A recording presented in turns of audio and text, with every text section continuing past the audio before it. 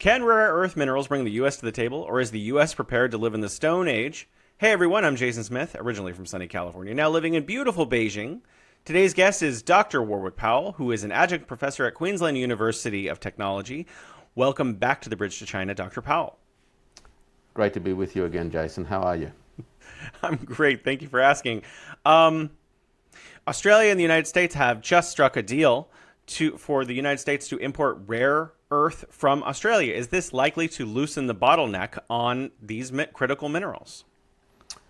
Not in the short term. The rare earths industry is a complex industry that not only involves access to raw materials in the ground, but ultimately also requires an ability to process those to a level of refinement and purity that is needed now for many of the modern day applications.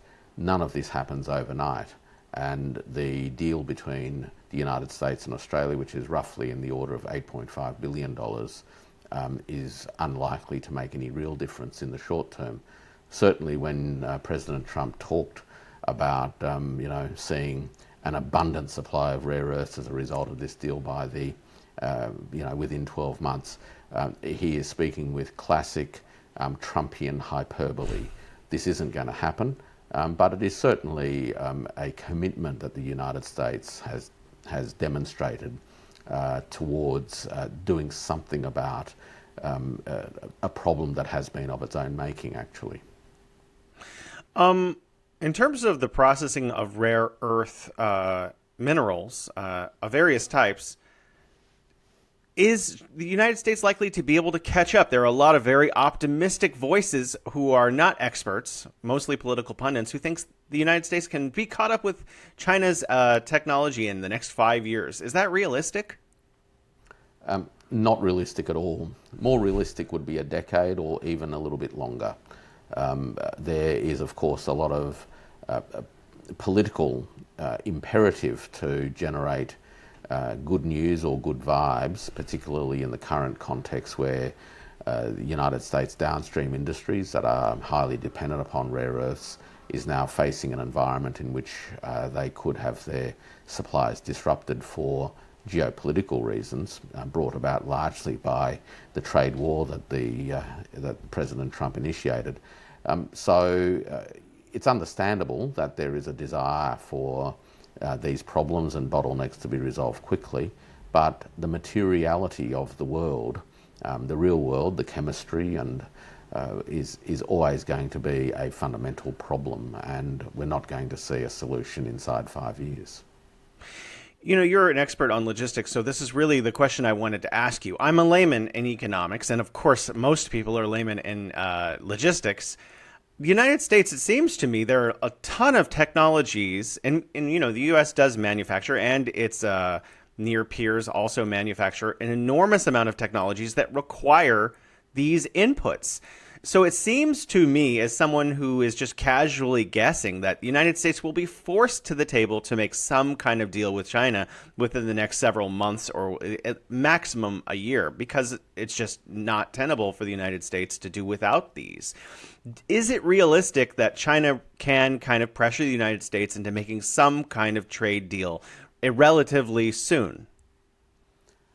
Well, trade between two countries involves many elements, so there will be a lot of detail to be addressed regardless of what the arrangements ultimately look like. If we take a good look, though, at the rare earth export control licensing regime that the China side announced back on the 9th of October, we can see a few very clear things about it. Firstly, the China side made it very clear that the export controls were targeting the use of rare earths in military applications.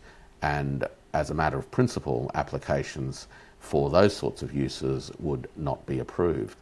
On the other hand, uses for civilian purposes and humanitarian purposes would be approved as a matter of course.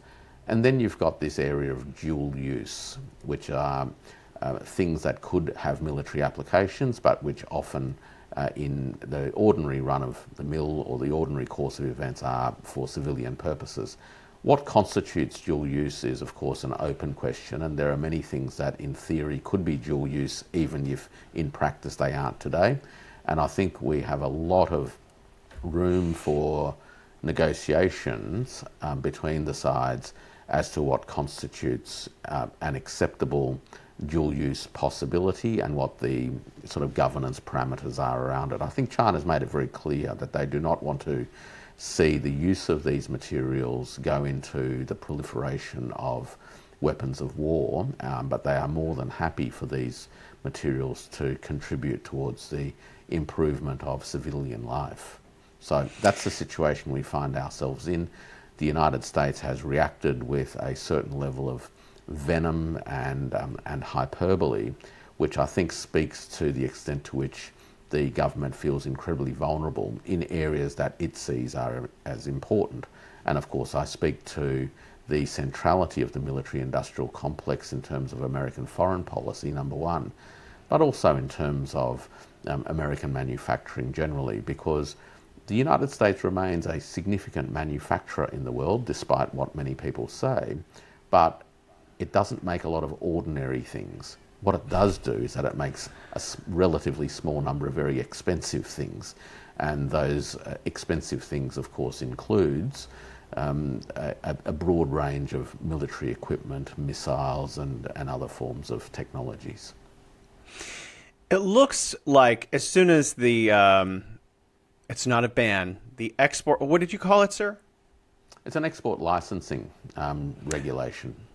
So the export license regulation, as soon as it came on, we saw an enormous wave of pundits all saying identical things, that this was China's, trade war on the world, which is something that doesn't make sense to me, because clearly we have, what is it called, Liberation Day tariffs, where Trump literally waged a tariff war on the world. So what do you make of the rhetoric that's coming out of Washington about China's export licensing regulations? Look, Washington has been trying in all sorts of ways over the last few months to corral many other countries in the world back into its camp. It does so in kind of strange ways. It seeks to corral India into its camp on the one hand, whilst at the same time berating India and threatening and ultimately imposing sanctions on Indian-made products on the basis that India continues to buy oil from Russia. So the United States has been pursuing what is in effect a series of contradictory policies. That it has accused China of waging a trade war on the world speaks more to American hypocrisy than it does to anything else, because one of the interesting design features of these particular licensing regulations is that they look very much like American export control regulations that the United States has been using with gay abandon for many, many years to control not only what it directly sells to other countries, but in fact how other countries get to use those materials. So what we're really seeing is a couple of things. One is a clear sense of desperation from the United States side, and I think it is mainly about the military-industrial complex, to be honest with you.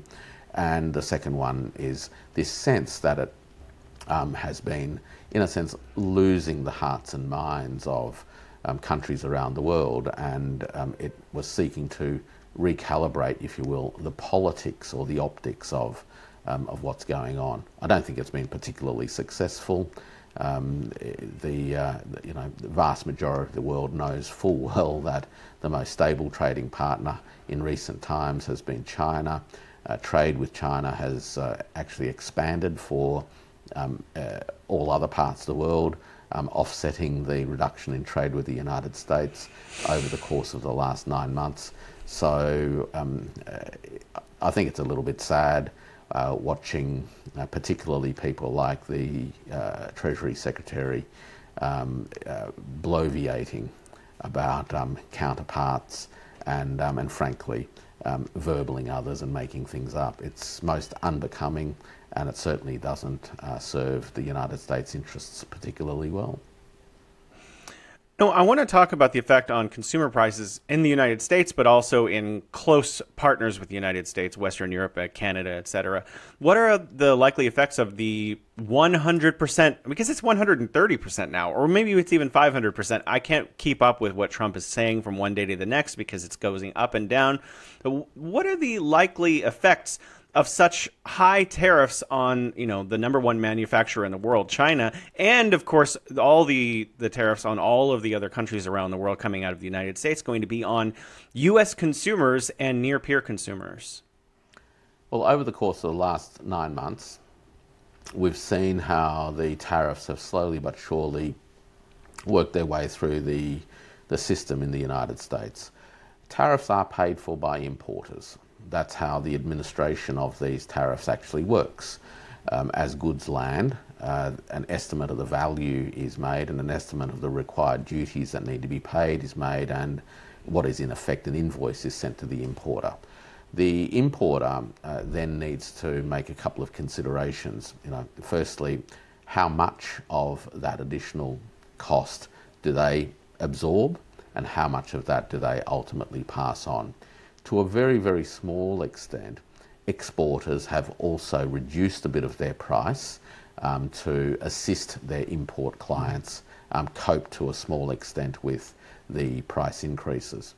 Overall, the research suggests that somewhere in the order of 65% or thereabouts of those tariffs have been absorbed at the moment by the importer, and another 23% has been passed on to the end consumer. So that's what, 86, 87, 88% of the tariffs has been carried by the import side or the end consumer side. About 12% has been absorbed by the seller, discounting in the first instance. Ultimately, of course, the importer can't carry that additional burden forever, and they will, over time, increase the amount of that tariff and that cost increase, and they'll pass that on down through the supply chain to their own customers, and ultimately it will find its way to the products that people find on their shelves. This is the nature of price increases. We tend not to see any instantaneous increase in costs per se, other than those that are felt by the one who has to pay the bill. And that's exactly what we're starting to observe now. It's very, very clear. There are other factors which drive price increases, or inflation more to the point, and they include sort of broader questions of supply chain disruption. So not only does this add to price changes, which affect certain consumers and buyers, but it also leads to a disruption of supply chains, which in the end feeds into shortage of products at certain times, which then again compounds the inflationary effects. So we've got the first round inflationary effect of there effectively being a tax on the imported goods, and then you've got the ongoing inflationary risks of supply chain disruptions. All of that will work its way through the United States economic system, and it's already starting to show. When some politicians talk about there being no price increases and the prices being as low as they are, or whatever it is, it's simply not true. All of the research shows that inflation has been boosted by the imposition of the tariffs, and I would expect that there will be an ongoing pass on over time of these additional price increases. The other thing that then happens, Jason, so inflation isn't a generic thing. Inflation affects different types of people differently. The poorer you are, the more heavily you will be affected, because the greater proportion of your income is devoted to consumer goods. The wealthier you are, the smaller proportion of your income is devoted to paying consumer goods. So tariffs are actually a very regressive form of consumption tax, and we are already starting to see the impact on the lower income American consumer base as well, who are quite clearly under incredible budgetary pressure. I got into a very lively debate on another point with a colleague of mine here in Beijing, and we disagree. So I'm hoping that you can provide some clarity.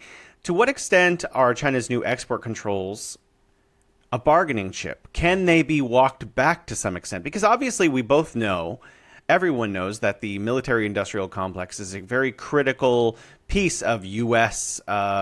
Political power for the rich and powerful who run the U.S. government. Maintaining that the U.S. empire is very important to them.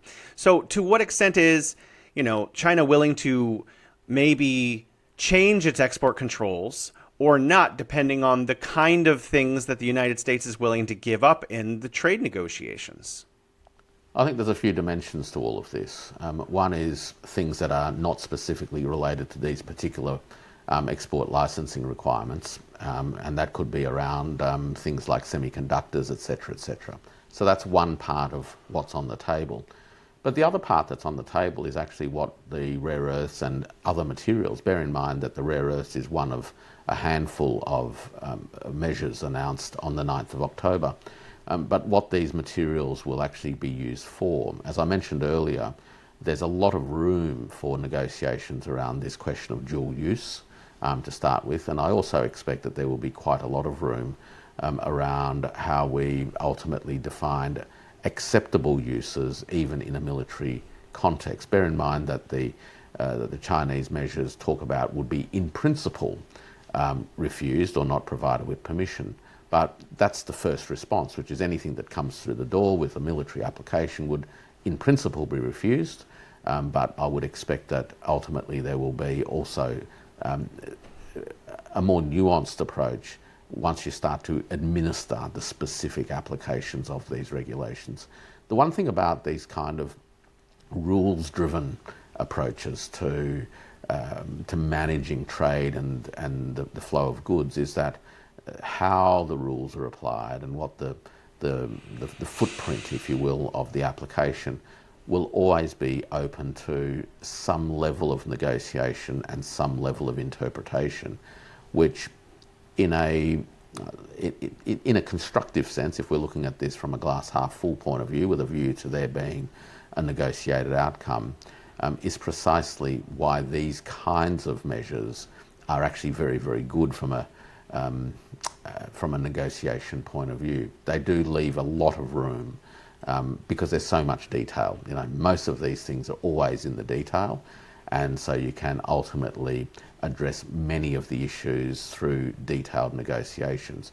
Interestingly, speaking of details in the application of particular things, I noticed recent press that highlights the fact that the Trump administration has actually created an increasing array of exemptions of its own announced tariffs because of concerns about the inflationary effects on particular products and product categories. So even though the headline is this big blanket application of very high tariffs just imposed on products from just about everywhere, what you actually find as you dive into the detail is that in fact the administration has been issuing more and more exemptions as the practical realities come to the fore. We've seen recently, for example, President Trump talk about the need to import beef from Argentina so as to alleviate inflation in beef prices in the United States consumer market.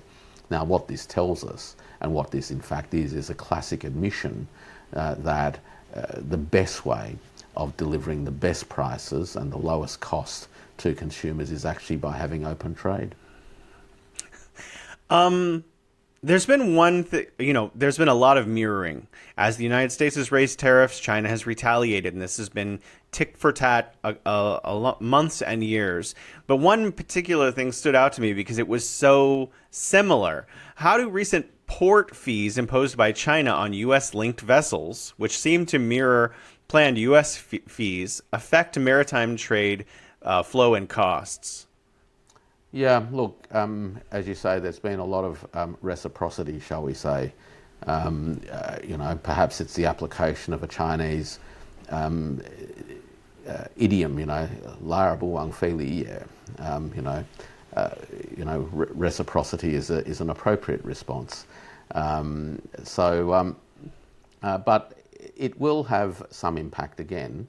The US imposed a series of fees and charges on Chinese-made vessels. And of course, Chinese-made vessels is a very large proportion of the ocean carrying freight ships these days. The United States actually doesn't make many freight ships. In fact, it doesn't make many ships at all. So in a sense, the effects are quite asymmetric.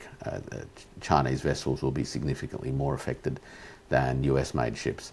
Interestingly, the Chinese regulations on this question also extend to ships that are owned in whole or in part by US interests, which is of course a much broader net, because even though the United States doesn't make many ships, US investment interests in terms of ship ownership is a little bit broader than this. This has already seen moves by ship owners to make route adjustments as to which ships go where and when, so as to reduce their exposure to these additional costs.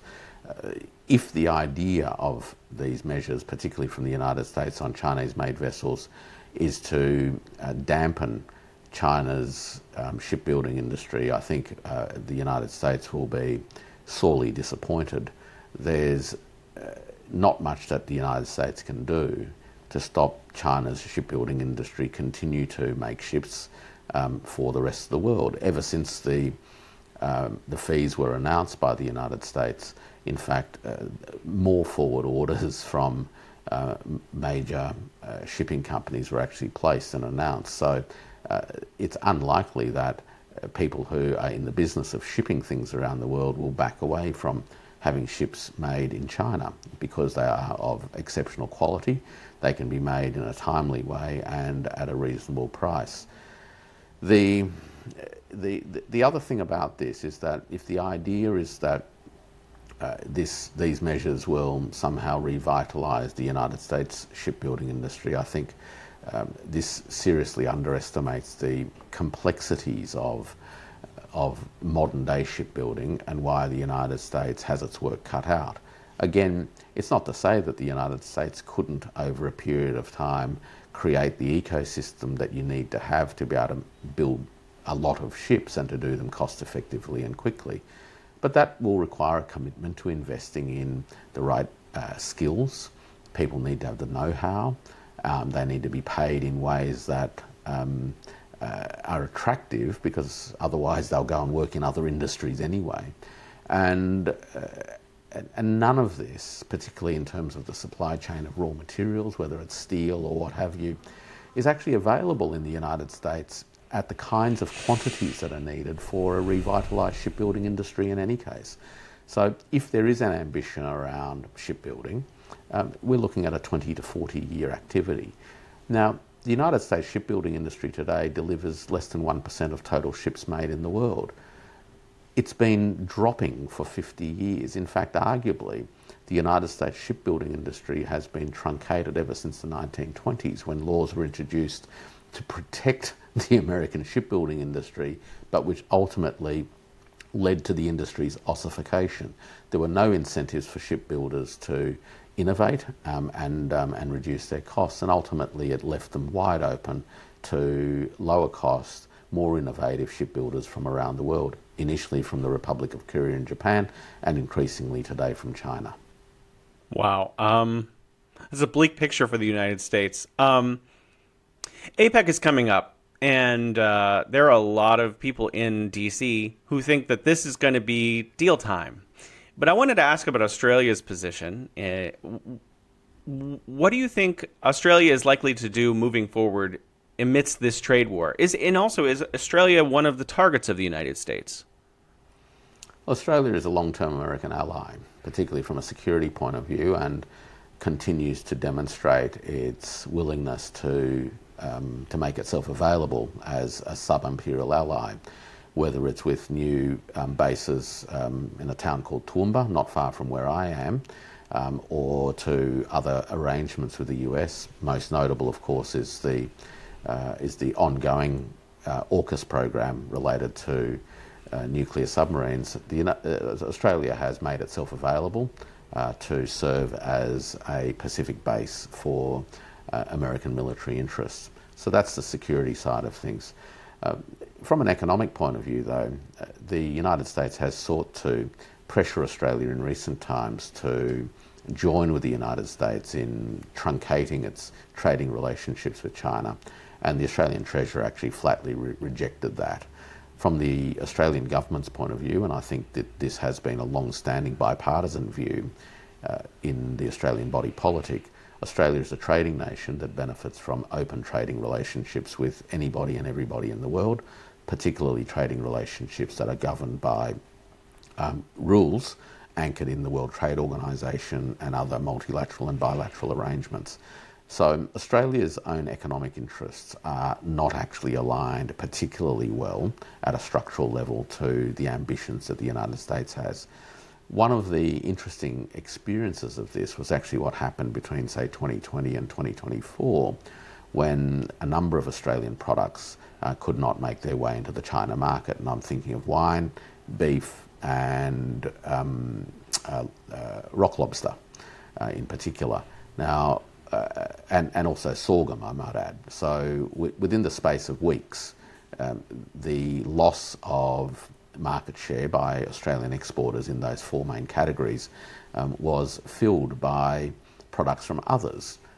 French wines reclaimed top billing in the Chinese marketplace at the expense of Australian wines, though I should say that a number of Australian winemakers ended up creating or buying vineyards in California and then exported wines from California under well-known Australian brands so as to bypass the market access restrictions.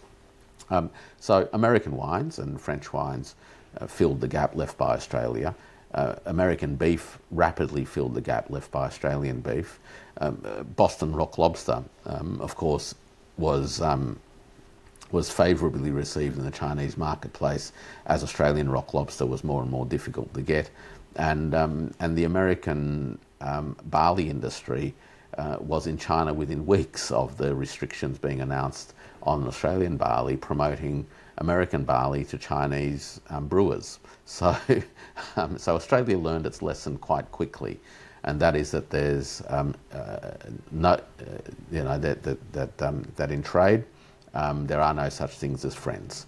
And at the time, I don't know whether you'll remember, but some of your viewers might remember that America talked about freedom wine, supporting the Australian wine industry and all those sorts of things, when of course it was cutting Australian industry's grass as quickly as they could.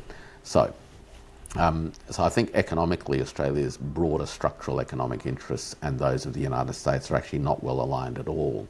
And that creates a longer term dilemma for Australia because whilst it keeps getting pressured to act as a regional military base for the United States and as a result of that becoming increasingly a target, it needs to expand its trading relationships with Asia broadly speaking and with China in particular. And at some point in time, I think these two imperatives will rub against each other. Australia's hope, I think, is that by the time that happens, the issues between China and Washington will have been resolved by China and by Beijing and Washington, and Australia will be able to just adapt to whatever the outcome of that is. And in that kind of sense, Australia perhaps is looking simply to kick the can down the road and hope that that the future will take care of itself. I personally remember my friends and I really liked drinking Yellowtail here in Beijing, and then one day it just wasn't there, like on the shelves anymore. It was really a strange moment. It was last year or the year before that you and I ran into each other at CIIE in Shanghai, the China International Import Expo, which I'm again attending this year. This highlights a lot of imports from other countries, but I also want to talk about exports as well.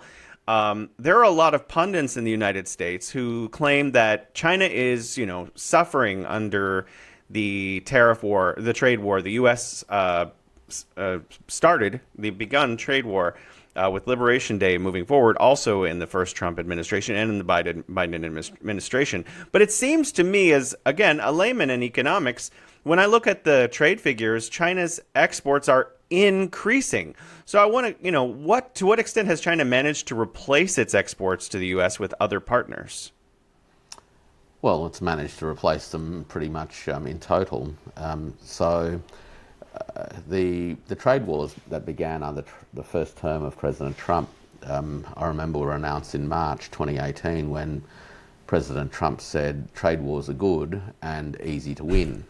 Well, so far, I don't think either of those claims has delivered.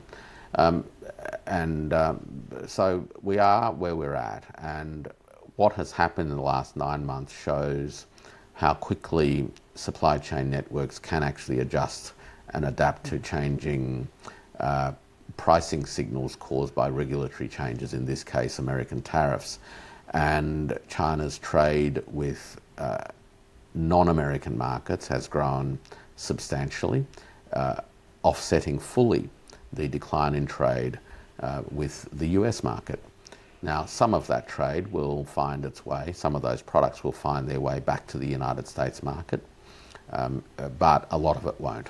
A lot of it is a structural change in the composition of trade itself, and that extends some patterns or trends that have been evident now for about 15 years.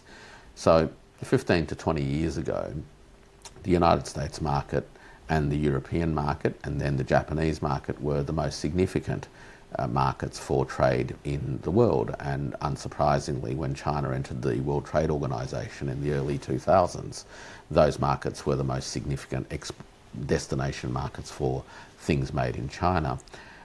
That's changed. The United States market now represents less than 14% of global imports. Not quite half of what it did 50, 60 years ago, but it's certainly diminishing. And in terms of its contribution to Chinese exports, it's now less than 10%. Now, that's dropped very substantially in the last 9 months, of course, but the trend was already in place that the United States market was simply, relatively speaking, no longer as important as it once was. The ASEAN market as a whole, the 10 nations of Southeast Asia, overtook the European Union actually as China's most significant trading partner back in about 2021, 2022. So the broad pattern that we really need to have in mind now is that trade amongst the nations of the Global South, and particularly nations who are partners of the Belt and Road Initiative, continues to grow at rates far greater than trade between China and the G7, if you will, and this pattern is going to continue. Trade amongst these nations themselves is also growing, in part because of institutions like BRICS, but also because of other multilateral platforms such as the Regional Comprehensive Economic Partnership, which is a free trade agreement between ASEAN, China, Korea, Japan, Australia and New Zealand. And these kinds of trading institutions actually boost trade between participant nations that in effect leads to the ongoing decentering of the United States and the decentering of the transatlantic markets as the pivot points of global trade and commerce. I don't see any reason why those patterns are going to change in the next 10 to 20 years, and that's just a function of economic development now that's being unleashed, and the fact that these other parts of the world have large populations with legitimate rights and opportunities to pursue their own economic development and modernisation. I have so many other questions I want to ask. I'm not sure I can squeeze them all into the time that we have. Well, let's just talk about as companies in the United States seem to have front-loaded and changed their inventory policies and just-in-time practices, given greater trade risk and delays. Is this likely to continue to alleviate import concerns for U.S. manufacturers and consumers? Well, look, you can only do that for so long. You've got to remember what happens when you front load inventory. From the importer's point of view, they've expended more money than they would normally have because they've bought more. They need to spend money on storage because they've now got more in stock without necessarily having an ability to move that stock any quicker than they would under normal circumstances. So importers have now incurred greater costs and continue to incur higher operating expenses just to hold inventory. This won't last forever. So as that inventory gets depleted, I think that the extent to which there will be future front loading will diminish as well, because the ability of firms to carry the financial burdens of front loading diminishes as well. Because you've got to remember that the costs that they're incurring ultimately are going to start to rise. You can't front load forever, basically, and I think that as time goes by, a few things are going to manifest themselves even more clearly. Firstly, we're going to see rising prices at the checkout, both for businesses and also for end consumers. We will start to see some disruptions in certain categories of goods where there will be fewer choices available, and in a worst case scenario, some categories may actually end up with some shortages. That in itself will be a catalyst for further price increases. Now, all of this leads to a few things. One is increased cost to American households. In other words, they will experience a cost of living adjustment which makes them less well off than they were a year ago. The second thing that it will do is ultimately force many of these households to pull their belt in on other things. So as they spend more of their budget on essentials, they actually have less money to spend on other things, which could have flow-on effects on the American services industry, which in some respects would be non-essential products, and catalyse, I guess, contraction across the board.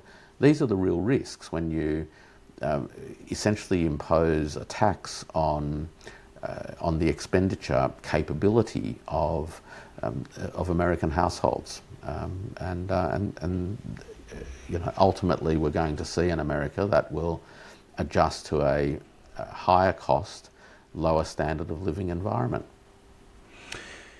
Well, I'm going to call my mom after this and make sure she's okay in America. China's exports to the U.S. have dropped 27% year on year in September, while its exports to the rest of the world have risen 8.3%. What does this divergence imply? Is this a bifurcation? Is this a decoupling? Well, if it keeps going, it will be a decoupling when the economies and enterprises of these two countries have less and less to do with each other.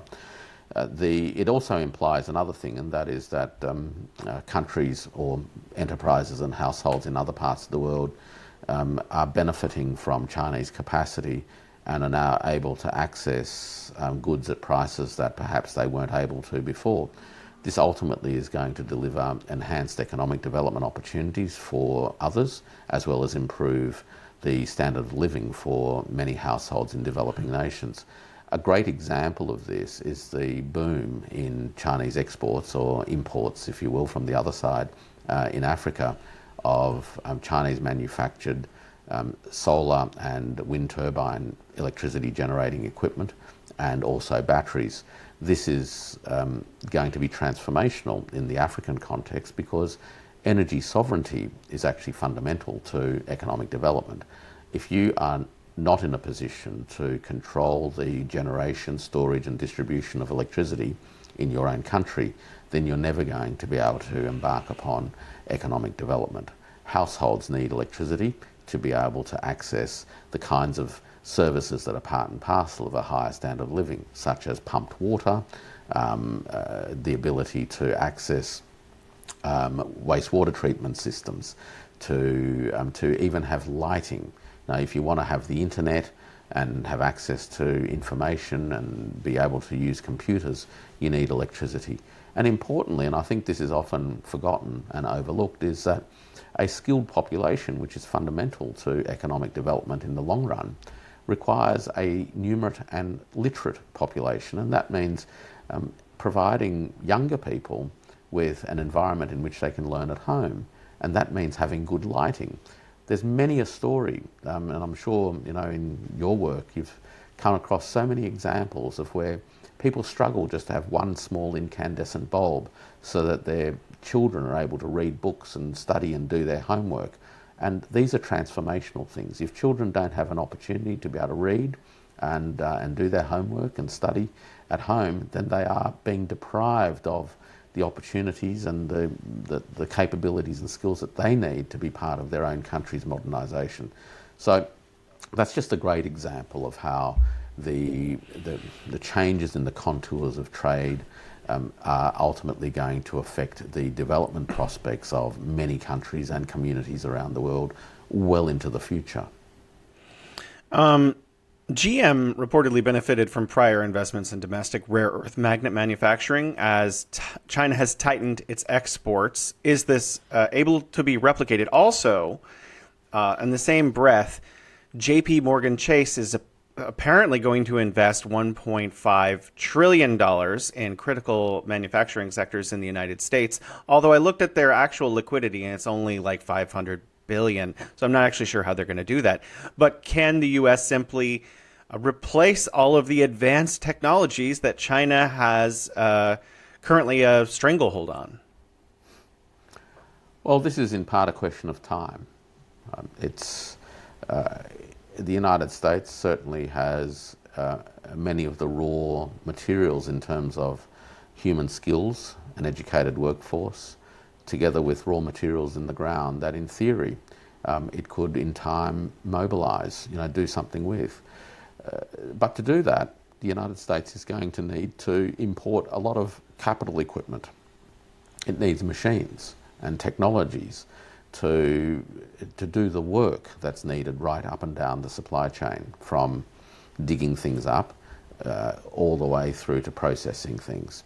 And much of that equipment and the component parts that go into those equipment ultimately originates from China. So this is going to be a difficult pathway. The rejuvenation of American manufacturing industry as a means to reducing its trade deficit, particularly in manufactured goods, actually presupposes a widening of its trade deficit by importing more Chinese-made machinery and Chinese intermediate goods as a necessary step towards developing American capability. So there is a paradox in all of this. The idea that a country can't do something, particularly one that has been an important global leader in technologies, I think is fanciful. So people who dismiss the idea that America, simply cannot do something, I think, in a sense, misunderstand the potential that exists. The challenges that the United States is going to have is not only in being able to mobilise the necessarily human capabilities, but to be able to access and mobilise material resources, but it's got a broader challenge too, and it's a structural problem. And this goes to the heart of why the United States actually deindustrialized in the first place. And that is that the United States economy has, over the last 40 to 50 years, become increasingly financialized, where much of the wealth and the effort, as far as innovation and creating new things is concerned, has been devoted to the creation of financial instruments and related things. So we have seen significant growth in wealth on the back of assets, whether they be assets in the stock market or real estate assets. This doesn't actually help the majority of Americans. It's very simple. The Fed, for instance, has released data, and it does so periodically, that shows that about 93% of value of American stocks is actually owned by 10%, the top 10% of American households. And of that, half of that is actually owned by the top 1%. So capital concentration and wealth concentration is actually very, very high. When you look at data on ownership concentration of industries, enterprises in industries, we also find an incredible amount of concentration in ownership right across the economic system of the United States. So asset ownership is heavily concentrated. The economy has been progressively financialized to a point where the foundational capabilities are no longer there. All of that would take an incredible amount of time to rebuild, number one, but it would also mean having to transfer resources away from these other areas, right, where wealthy people make a lot of money, into activities where wealthy people haven't made that much money for a very, very long time, and where there are much greater risks involved and uncertainties. It's much easier to create a derivative than it is to create a new factory with complex chemical processes. We can spin out a derivative, you just need lawyers to do that, and have that derivative traded very, very quickly compared to getting a factory out of the ground, let alone securing your supply chain and building up your competencies in your ecosystem and your basic operational and organisational prowess to pull all of this stuff together and make it work. Manufacturing is complicated stuff. It's easier said than done, and the United States long ago abandoned an interest in many of these areas because of basically the political and commercial interests of the finance sector. Well, let's say you were advising the White House about how the United States could redevelop some areas of its manufacturing. And would you recommend that a trade war? Would you recommend cooperation with international peers? How would you advise the United States moving forward in order for it to move away from these financial products and back to a real economy? Well, the definancialization of the United States economy is actually a prerequisite for the reindustrialization of the American economy. And that's a political problem. So that's the first thing. Who's going to take on Wall Street and the vested interests attached to it? Put that one aside. The second issue is what it does in terms of the material economy. How does it gain access to and ultimately rebuild capability in the material dimensions of the economic system? It needs to invest in people and skills development again. That goes without saying. Whether it can do that or not is another question. We've seen the United States benefit substantially from an immigration program geared towards accessing highly skilled, highly educated people from other parts of the world. So in a sense, it's clear that the United States doesn't institutionally set itself up to develop sufficient numbers of relevantly skilled people to meet its needs. It imports most of the people. It also needs to, I think, have a good hard look at whether or not an adversarial relationship with others in its supply chain networks is necessarily a good thing. Clearly, I don't think it's been beneficial to the US to date, and a more creative approach to identifying pathways to mutual benefit, I think, would be advisable. There is no reason why firms and countries can't actually develop in ways that are mutually beneficial. The idea that the development of one must take place at the expense of the development of others is a nonsense. And we've seen that in the way that China's own development has supported and catalysed the development of other nations. There's not much point being a wealthy nation trying to trade with poor nations, but there's a lot more point being a wealthy nation trading with other nations who are getting wealthier as well. And that's the kind of thinking that the United States, could bring to the table if it could address some of its political issues, but also it needs to address a broader attitudinal issue, and that's the one of centuries of entitlement, which ultimately underpins an American hubris, which I guess militates against the capacity of its own political system to accept others as equals. It simply does not do that very well, and until it can accept that, it's going to find it very, very hard to work in ways with others that are not asymmetric in terms of the power relationships and the beneficiary relationships involved. We've seen that China has accelerated its development of solar and wind technologies, and the United States has, for the time being, made it very difficult, if in some cases impossible, for those technologies to be imported into the United States, despite there being JVs with some Chinese technologies in Ohio and other places. And so the United States is really eager to reshore the development of these technologies. However, because of rare earths, graphite, and battery materials now being limited to the United States, will the U.S. be able to reshore any of these technologies or tech supply chains?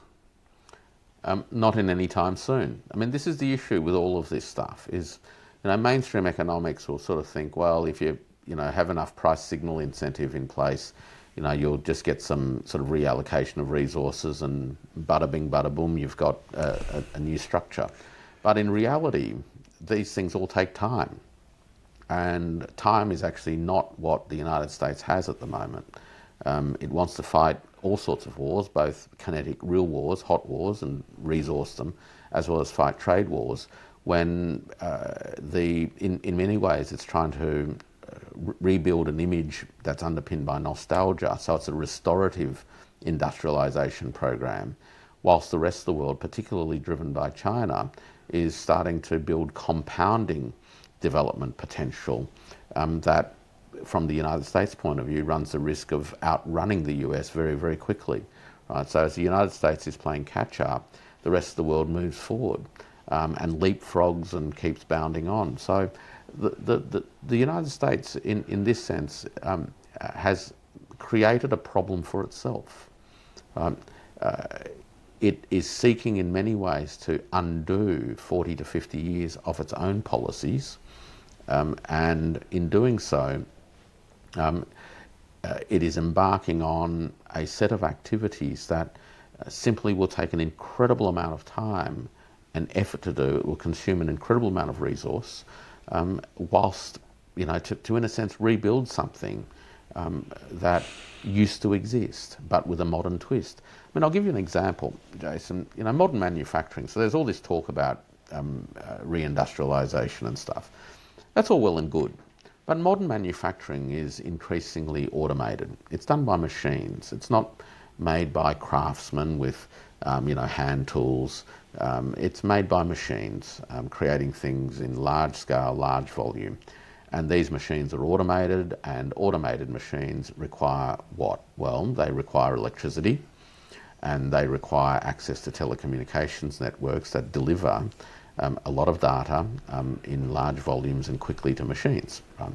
To pull all that off, you're going to need physical infrastructure, electricity infrastructure, telecommunications infrastructure, 5G technologies, robotics, etc., etc. The United States actually doesn't have any of that in the kinds of volumes that it needs to reindustrialize manufacturing in a way that makes sense in the 21st century. So it doesn't have the human resource base to rejuvenate manufacturing to look like what it might look like in 1825, and it doesn't have the technological base to make manufacturing look like how it should look like in 2025. All of this, whichever way it wants to go, requires time. China's ecosystem didn't materialise overnight. It didn't even materialise only since China's ascension to the World Trade Organization 25 years ago. China's ecosystem has emerged over 75 to 80 years. The increases in literacy that we've seen amongst the Chinese population from the 1950s onwards, the rising health standards of people across the country, all laid the foundations of the human capabilities that you need to make all of this stuff work. This is a multi-generational development issue. You can throw money at a problem, but the constraint for money is actually the real world. Right? How many people do you have? What skills do they have? What knowledges do they have? What raw materials have you got in the ground? What energy can you mobilize? Can you store energy? Can you build things that generate more energy? How quickly can you do all of that? How much energy do you use to do all that sort of stuff? This is where, projects actually, the rubber actually hits the road.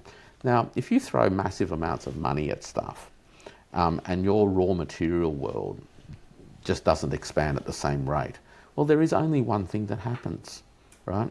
Supply side constraints will drive up prices. This is what we've seen in the military industrial complex. I mean, it's a hugely expensive money churning grift. And it's hugely expensive because lots of money gets thrown at it, but with constrained material resources, the contractors just boost up prices. They know that the buyer's going to pay, right? I mean, the Department of War is there as a buyer of military kit, right? The procurement system in the United States is not actually a competitive procurement system anyway. And so contractors know this, right? They're delivering to their shareholders, and and the prices rise every time the budget grows. Great. You're not going to get any more of anything, really. Right? The budget's committed to building submarines can keep growing. But the United States isn't going to suddenly go from 1.2 nuclear submarines a year as a production capability to 2.8. I mean, the Congressional Budget Office and others actually are very clear on this. It doesn't really matter what Australia commits, $368 billion to this AUKUS program. The chances of the American submarines industry actually being able to deliver enough submarines to the United States, let alone to Australia, is almost zero. Right? Now, that's not a money problem. It's actually not a money problem. The constraints are in everything else. So, that's where the United States is at. It thinks money actually solves its problems, but it's actually the financialization of America that has caused its problems. That's the best explanation of the U.S. excess spending on the Department of War that I've ever heard. I'm going to definitely cut that out for other people to hear.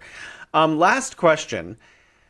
How can we get both parties, China and the United States, and obviously all of the other countries the United States is also tariffing, to the table? What does China want, and what will make Trump's supporters think he got enough of a win? China wants to continue doing business, to develop its economy, to be able to deliver to its people a rising living standard. It has objectives that by 2035 it will achieve a moderately wealthy society, a 小康社会, and by 2049 it will achieve its second great objective, which is the final rejuvenation of the Chinese people. These are its objectives. They are focused on the living standards of its population, its citizens, and those living standards is not just about having more things. Increasingly, it's evident that the Chinese leadership, no doubt reflecting many of the views articulated by the broad mass of people that it consults with on a daily basis through its various mechanisms, understands that a high living standard also requires an integration with an ecology that is abundant and is sustainable, and also a spiritual existence, in a deep human sense, that actually reconnects people with a broader sense of purpose as members of communities and also as beings on a shared planet. Right? So the Chinese sense of what modernization and development means is a comprehensive sense of material and non-material development and flourishing. I would have thought, Jason, that those broad objectives should not be objectionable to anyone else in the world, let alone the Americans. China has no intent and no interest in causing the United States to become impoverished. In fact, an impoverished United States is actually in nobody's interests. In part because you don't want a poor customer, number one, right? You want your partners to be wealthy. Especially as you make more and more better things, right? You don't want the people that you deal with to be poor. You also don't want a poor America or an America that becomes poorer and more fragmented, because a poorer and more fragmented America is also an angry America. Firstly, angry with itself. And as it gets angry with itself, it seems to get angry and lashes out at the rest of the world. So an impoverished America is an America that will not be able to find peace with itself. And if an America can't find peace with itself, how is it ever going to find peace with the rest of the world? So again, there's plenty of potential common ground. What else does China want? Well, China wants to be treated like a normal equal, right? Not as some second-class Johnny-come-lately that's only developed courtesy of the benevolence and of America, which is what you get from a whole bunch of American shock jocks and assorted commentators, right? That somehow it was American benevolence and generosity that enabled China to develop, and that it was America's greatest mistake. Right, so you see all of this buyer's regret stuff increasingly today. Right? And if you bring to the table that kind of attitude, I think you're always going to have trouble dealing with others. Nobody likes to think that they have only accomplished what they've accomplished courtesy of someone else. It's a colonial attitude that really still says that you should be grateful, that we allowed you to do all of this. Can America adjust its attitude on these questions? Well, I don't know. I think that